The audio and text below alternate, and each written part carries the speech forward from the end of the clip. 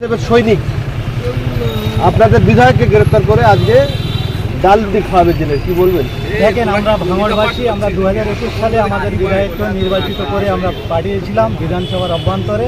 আমরা ভাঙড়ের কথা তিনি শুধু নয়, গোটা পশ্চিমবঙ্গের পিছিয়ে পড়া লাঞ্ছিত বঞ্চিত অসহায় মানুষের কণ্ঠস্বর হয়ে তিনি আসেন। আজকের বর্তমান পরিস্থিতি তার দাবি কী ছিল আগে মুখ্যমন্ত্রীকে ভাবা দরকার। তিনি যে এজেন্ডার উপরে যে ধর্ণামঞ্চ করেছিল, যে কেন্দ্রীয় সরকার 2025 সালে ওয়াকফ সংশোধনের নামে তারা ওয়াকফ সম্পত্তিগুলো নিজেদের অধীনে নিতে চাইছে, আজকের তার বিরুদ্ধে ধর্ণামঞ্চ করেছিল।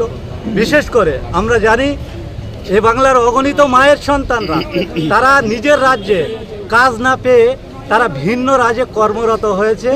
সেই বাঙালিদের উপর নির্মম অত্যাচার হচ্ছে, তাদের যাতে সুরক্ষিত রাখা যায় তার দাবিতে আজকের ধর্ণামঞ্চ করা হয়েছে।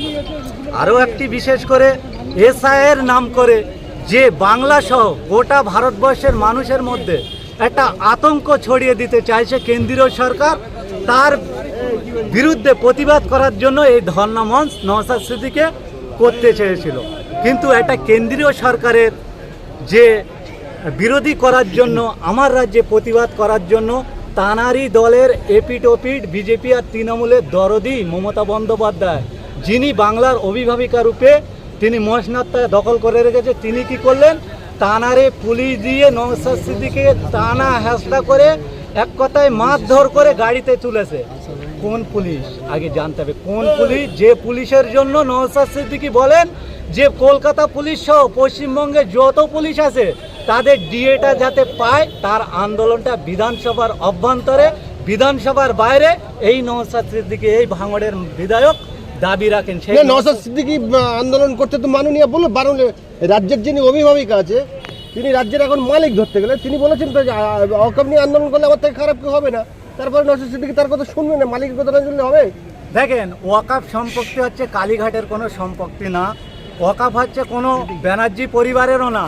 ওয়াকফ সম্পত্তি হচ্ছে মুসলিম সাম্প্রদায়িকদের পূর্বপুরুষের দেওয়া, পূর্বপুরুষ যাতে ভালোভাবে থাকতে পারে সেই সম্পত্তিকে বহন করে সমাজ পরিবর্তন বা সমাজ সুস্থতাকে সেই ওয়াকফ সম্পত্তি। মমতা বন্দ্যোপাধ্যায় তিনি বলতেই পারেন, তানার থেকে বড় শত্রু হয়তো কেউ নাও হতে পারে।